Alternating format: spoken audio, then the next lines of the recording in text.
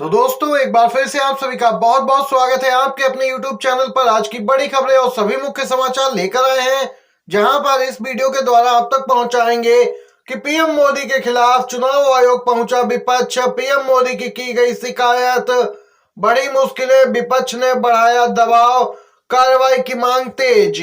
तो दूसरी तरफ CAA पर सुप्रीम कोर्ट में आज सुनवाई।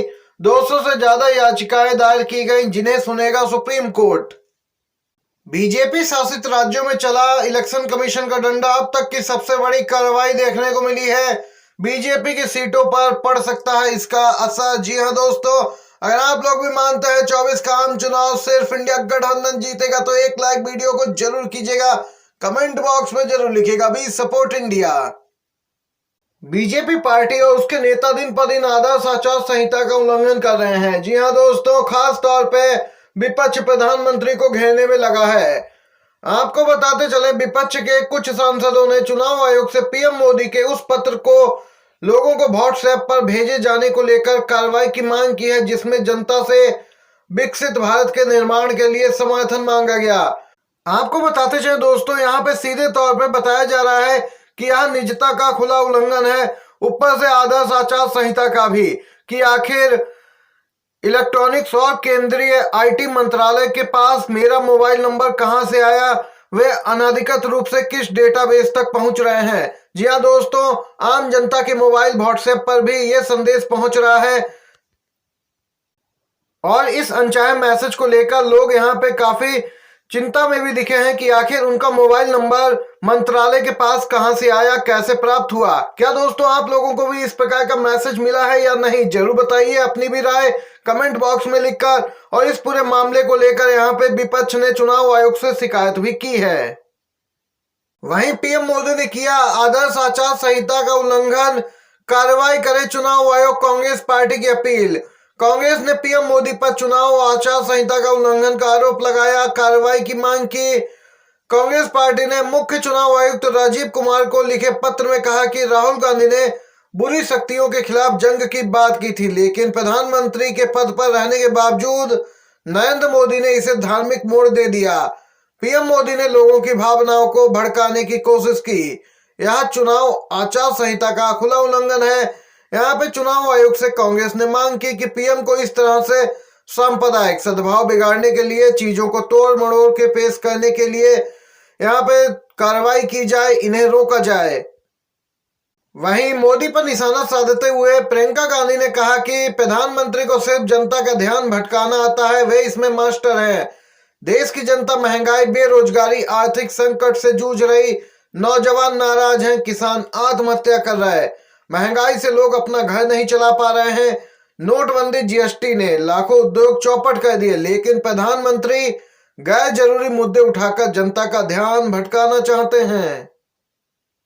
गोदी मीडिया ने भी राहुल गांधी के बयान को तोड़ मरोड़ के पेश किया और राहुल गांधी ने कहा कि जिस शक्ति की मैंने बात की थी वह अधर्म, भ्रष्टाचार और असत्य की शक्ति है, जिसे नरेंद्र मोदी भी भली भांति पहचानते हैं। ये राहुल गांधी का दोस्तों पलटवार प्रधानमंत्री मोदी पर। तो वहीं दिल्ली से अपडेट निकल के आ रही है CAA को लेकर।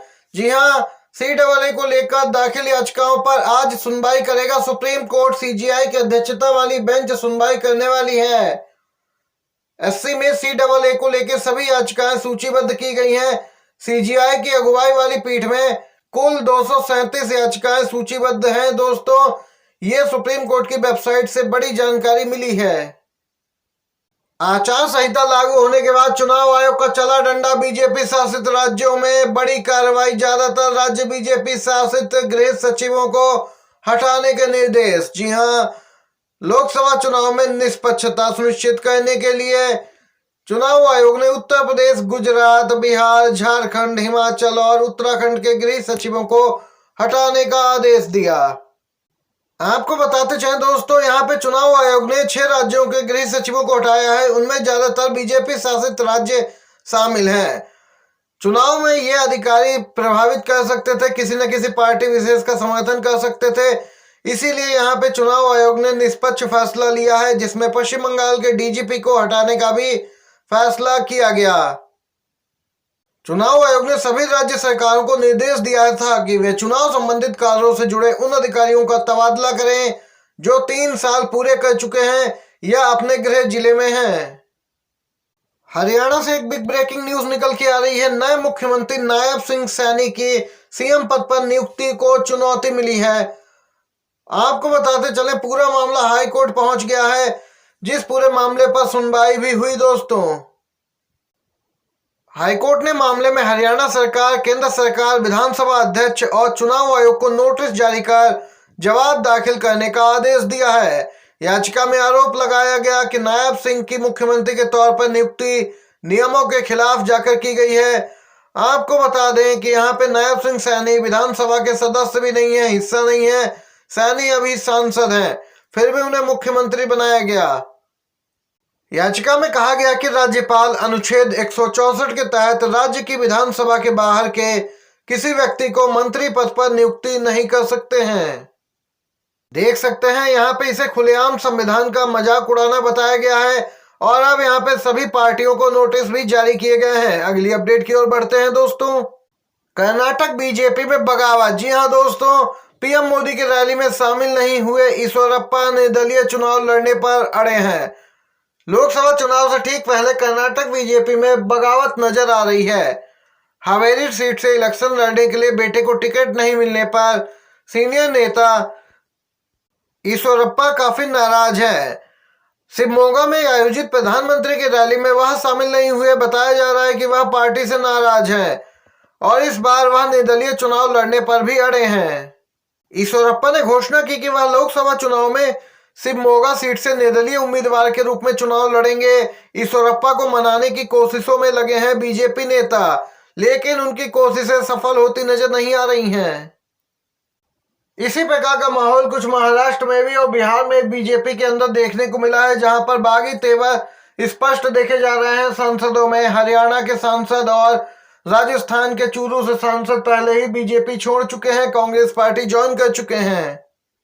बिहार में इंडिया गठबंधन में सीट बंटवारा लगभग फाइनल। तेजस्वी बोले 2-3 दिन में अंतिम रूप देकर होगा ऐलान। जी हां, आगामी लोकसभा चुनाव को लेकर बिहार में इंडिया गठबंधन के दलों के बीच सीट बंटवारा फाइनल हो गया है। तेजस्वी यादव ने खुलासा किया कि आने वाले दिनों में एक प्रेस कॉन्फ्रेंस के माध्यम से सारी जानकारी साझा की जाएगी। बंटवारा अंतिम चरण में है और अगले कुछ दिनों में मुहर भी लग जाएगी। इंडिया गठबंधन की ओर से यहाँ पे तेजस्वी यादव ने कहा ज्यादातर मुद्दों को सुलझा लिया गया है और केवल 1 या 2 सीटों पर मुद्दे बचे हैं। 2-3 दिन में सब कुछ तय हो जाएगा। बता दें आरजेडी, कांग्रेस, वामपंथी दल और कुछ अन्य छोटे दल लोकसभा चुनाव में बीजेपी के नेतृत्व वाले एनडीए से मुकाबला करने के लिए सीटों के बंटवारे पे लगातार बातचीत कर रहे हैं। ये आज की सभी बड़ी खबरें और मुख्य समाचार थे जो एक एक करके आप तक पहुंचाए हैं इस वीडियो के माध्यम से। अगर वीडियो आपको पसंद आया हो तो एक लाइक, एक शेयर जरूर कीजिएगा। चैनल पर नए हैं तो सब्सक्राइब कीजिएगा। बड़ी खबरें पहले पहुंचे। बहुत बहुत धन्यवाद।